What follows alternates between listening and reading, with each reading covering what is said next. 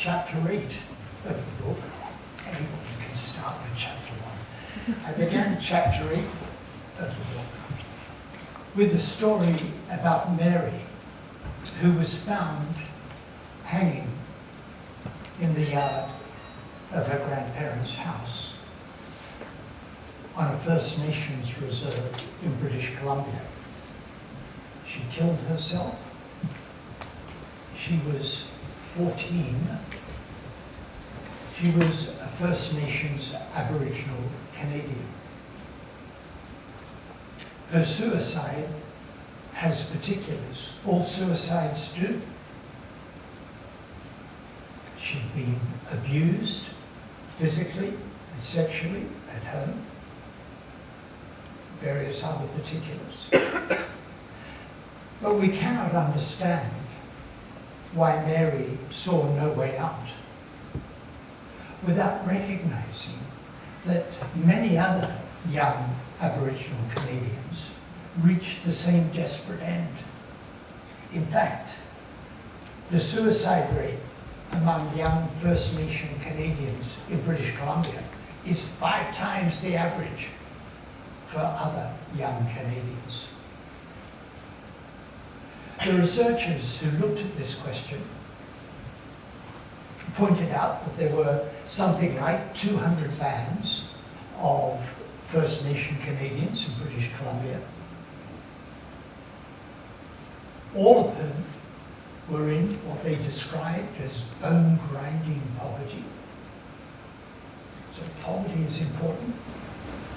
But why, in the first 6 years of their study, something like 90% of the suicides occurred in 12% of the bands? Raymond Williams talked about culture and society in a most interesting way. In certain contexts, talking about culture is seen as a bad thing. Somehow, once you talk about culture, you're not talking about social structures. I don't think that was the way Raymond Williams saw culture and society. So we have 200 bands of First Nation Canadians, and something distinguishes why some are at higher risk than others of adolescent suicide. The researchers who looked at this perhaps had never heard of Raymond Williams, but you used the word empowerment. I used the word empowerment. These researchers didn't, but they did look at cultural continuity. They looked at the degree to which these communities had control over their own fortunes. Did they control health services, education? Did they participate in land grant discussions and the like? They had 6 different measures, and they classified communities according to how many of these measures were present. Each of these. The more measures were present, the lower the youth suicide rate. What I call disempowered communities, the one with none, chillingly have young people kill themselves. But the more empowered, the lower the youth suicide rate. It suggests that we need to look beyond the individual risks. As I said, all suicides have particulars to the pattern of risk, and indeed empowerment is a key measure. I was giving a lecture in the US last year. I did a spell at Harvard, and a couple of weeks before my lecture, Baltimore erupted. The precipitant of the eruption in Baltimore was the killing of a black man in police custody. Or should I say, the killing of one more black man by police. That was the precipitant. But the underlying cause was inequality. Because when I say that Baltimore erupted, I mean slightly inaccurate. One part of Baltimore erupted. Now, in fact, in my book, The Health Gap, I'd written about Baltimore. I'd been there. I'd studied it. And I pointed out two modal characters, LaShawn, who grew up in the Upton Druid area of Baltimore, which is where the riots happened, and Bobby, who grew up in Greater Roland Park. Life expectancy in Upton Druid is 63, in Roland Park is 83. Now I know that you in Cardiff are very familiar with huge differences in life expectancy in close proximity. If we look at the differences between these two communities, in Upton Druid, half are single parent families. Median household income in 2010 was $17,000. I was at a meeting at Johns Hopkins in Baltimore, and a couple of young doctors kidnapped me and said, "You can't sit in this room discussing health inequalities. We've got to show you Baltimore." So they took me off to Roland Park, where the professors from Johns Hopkins all live. Beautiful green, manicured lawns, nice trees, big houses. I did see a person of colour working in a garden. And then we went to Upton Druid, and there are streets in Upton Druid where every second house has a diagonal cross on the door. That means that dwelling has been condemned as unfit for human habitation. If there's an emergency, the emergency services will not enter that dwelling. And people are living there. The kids aren't performing in school. They're missing high school. 90% did not go on to college. Each year, a third, aged 10 to 17, are arrested for a juvenile disorder. A third each year. Now, there's some rearrests of individuals, so it doesn't mean, what can't mean, a third new individuals each year. But what it does mean is that by age 17, a majority will have a criminal record.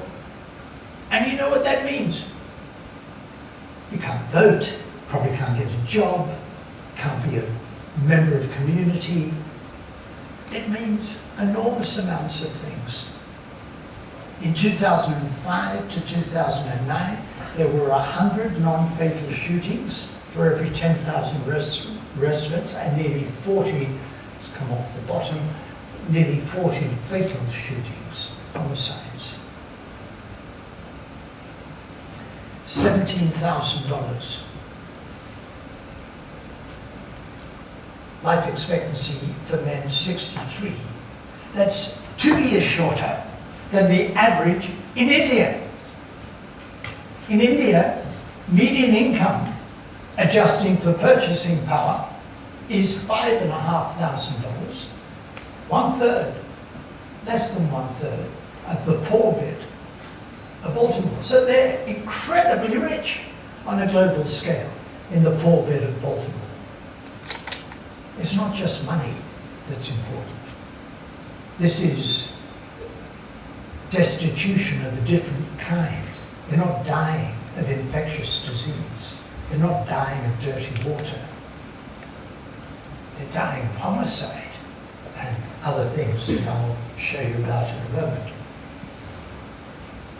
And Roland Park, 93% were two-parent families, median family income $90,000, 97% did well in school, they don't miss school, 75% complete college, as distinct from 90% not going to college.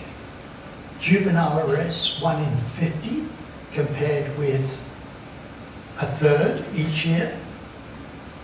No non-fatal shootings, and 4 homicides, not 4, 1/10. In Roland Park, They stay out of the clutches of the gangs, and they stay out of the clutches of the police, and sometimes it's hard to tell the difference.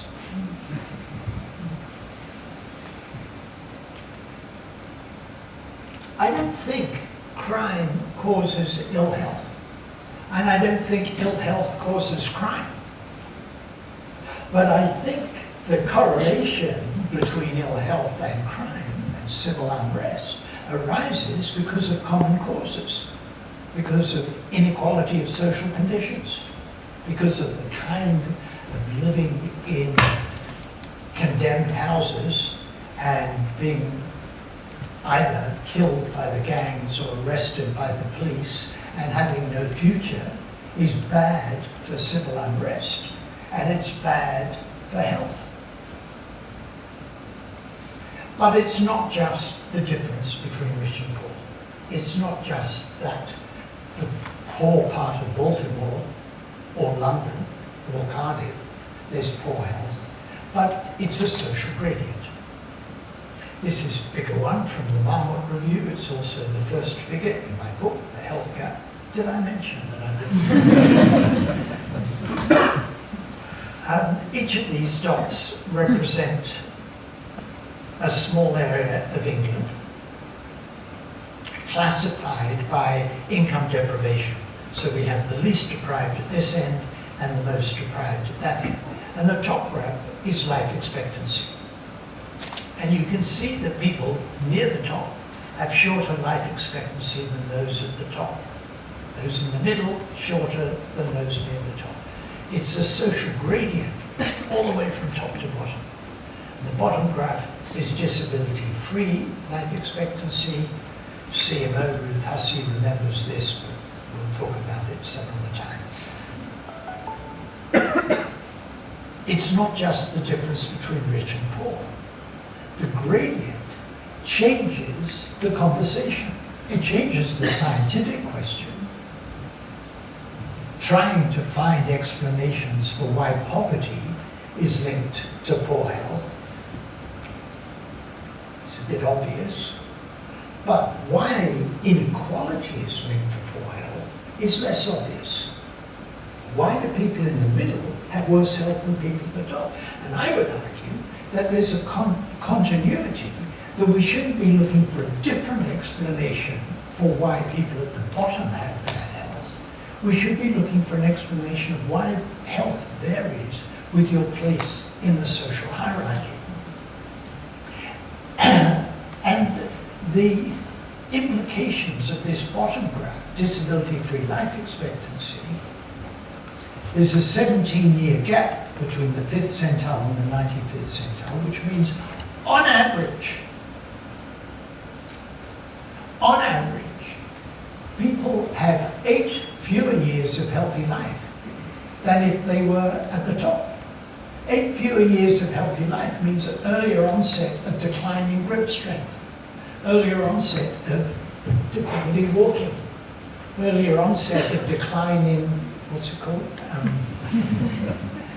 And of course a shorter life.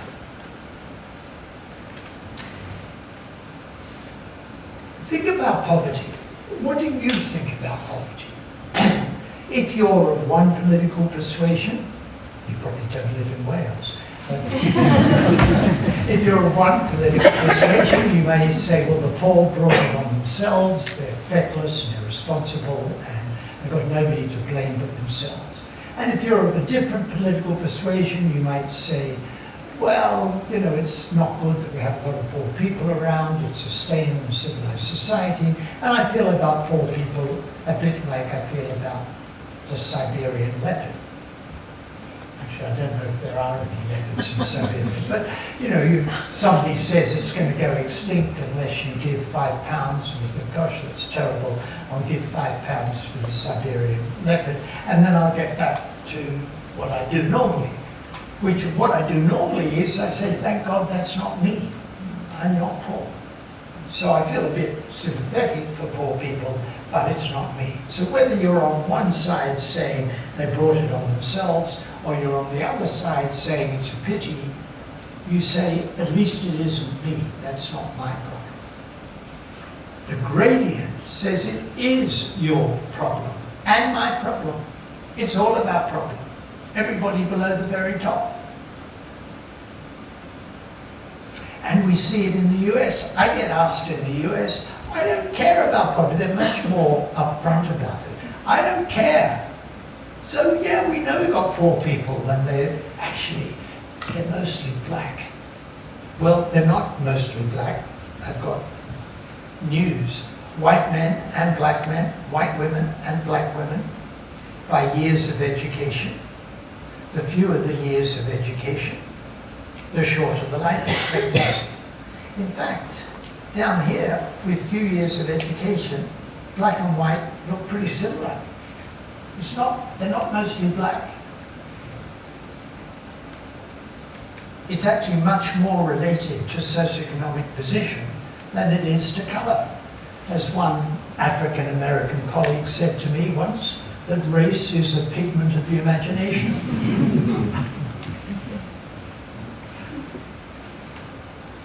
And the average ain't doing good. If you're a typical American, age 15, go into a typical American school and count 100 people like you, a boy age 15, 13 of you will fail to reach your 60th birthday. Is 13 a lot? Well, it's double the Swedish level. It's higher than in the UK and France and Germany and Belgium and virtually every European country. It's higher than in Costa Rica and Cuba and Chile. In fact, it's higher than in 49 other countries. The US spends 17% of its gross domestic product on healthcare. And 15-year-olds have a lower probability of surviving to age 60 than in 49 other countries. There are 194 member states of the World Health Organization, and the US ranks 50 of them, 194. This is not a healthcare issue. And it's getting worse. There was a lot of fuss about this paper. It was published last year. The authors of this paper, who in 2012 were a bit miffed when the authors of this paper said no one else has ever drawn attention to this issue. But Angus Deaton won the Nobel Prize for Economics, so you can get away with it. And what they showed, this is all-cause mortality age 45 to 54. For US white non-Hispanics. So there's France, Germany, UK, Canada, Australia, Sweden. Americans don't like to make comparisons with Sweden because it's a Marxist-Leninist state, as far as Americans are concerned. And there's US Hispanics, and there's US non-Hispanic whites. Oh my goodness. Mortality has been rising. And the speed of rise is related to education. A faster rise in people with low education, so the gradient is getting steeper. And what are they dying of? They're dying of poisonings due to alcohol and drugs, homicide, suicide, chronic liver disease due to alcohol, and other external violent causes of death. This is not a health care issue. People don't kill themselves because of lack of MRIs. They kill themselves because they're disempowered. Angus Deaton calls it an epidemic of despair. I call it disempowerment. And it's increasing the social gradient in health. And we see these social gradients everywhere. This is under 5 mortality by wealth quintile. I've had distinguished global health people say, look, the problem's really the bottom 10%, isn't it? And I say, no, it isn't. If you were in the bottom 20% in India, your under 5 mortality is higher than if you're in the next quintile, the second bottom. You wouldn't, if you were in the second bottom quintile, say, well, the problem's really the bottom 10%. You'd say, how come our kids have got a greater probability of dying than people who are in the middle in India? And in fact, they got a greater probability of dying than people who are in the bottom of Bangladesh. In fact, people in the middle quintile in India have higher under 5 mortality than Bangladesh. The problem is the gradient.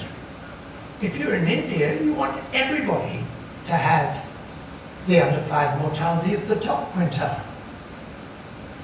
But if you're in the top quintile, you'd say, why don't our children have the same chance of survival as the bottom quintile in Peru? They're not rich. And if you're in the top quintile in Peru, it's perfectly reasonable to ask, why do our children not have the same chance of survival as in Iceland, where the under 5 mortality is 2 per 1,000 life births? So the gradient says we've got to take action across the whole of society.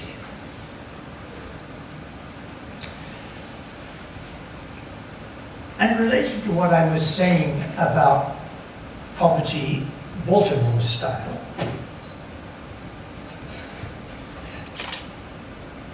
the so-called Preston curve looks at national income against life expectancy for countries.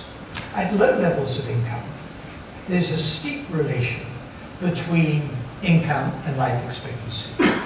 As a country, if you've got very little money, a little bit of money makes a difference. It's true as a household. Not that I think there's a direct read across between households and countries, but if you've got very little money, a little bit of money makes a difference. My colleagues in India say that when India started growing its gross national product at 7% per annum, there were things it could do that it couldn't do when it was really very poor and not growing.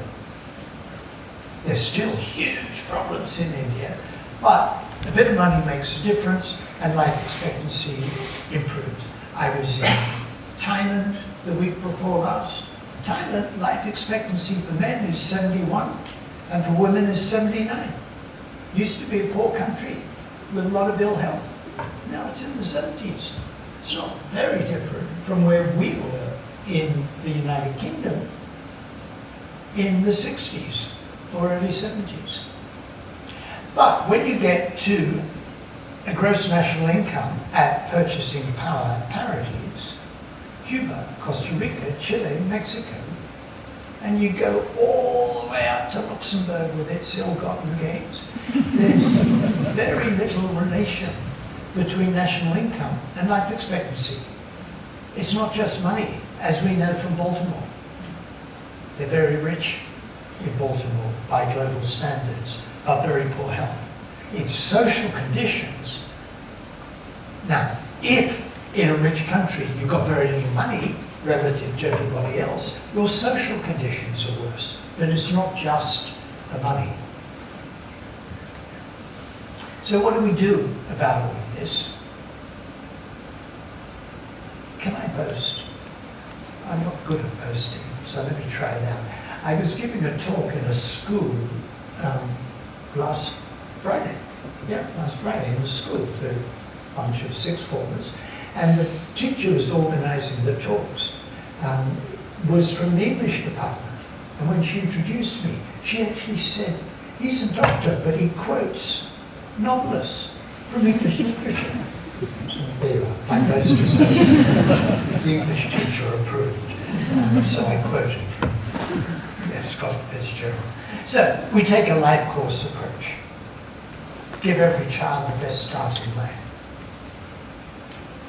When we published the WHO Commission on Social Determinants of Health, I pointed out that the life expectancy gap for men in Glasgow was 28 years. In Calton, the life expectancy was 54, and in Lindsay, a little distance away, it was 82. A Scotsman, I can't do a Scottish accent, I can't do a Welsh accent either. Anyway, a Scotsman came up to me at a meeting in Brussels, and he said, I'm from Lindsay, and I drink in the pub with somebody from Cardiff. And the other night, it came to my notice that my friend had made no arrangements for a pension or retirement. And I said to my friend from Cardiff, why not? He said, because I'm 54. Oh dear. I said, I'm delighted that they're discussing my research in Scotland, but the idea that this poor bugger didn't, excuse me, he thought this was destiny. If you're in Calgary, you can't live beyond 54.